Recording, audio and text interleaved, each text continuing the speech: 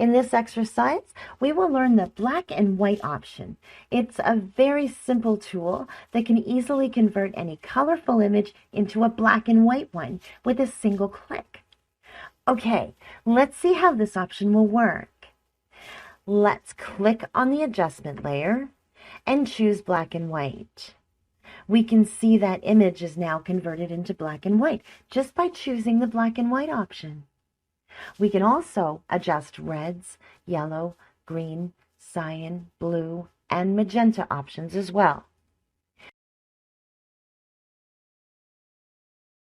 We also can click on the hand tool option and then click on the image and then drag it to the left and right, something like this.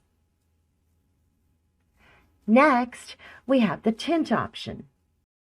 If I check this mark on and click on color, then we can apply any color on your image. We also have preset options. We have blue filter, darker, green filter. There's many options here, and we can choose any one of them. Okay, in the next exercise, we will learn two options. First, the photo filter, and the second is channel mixture.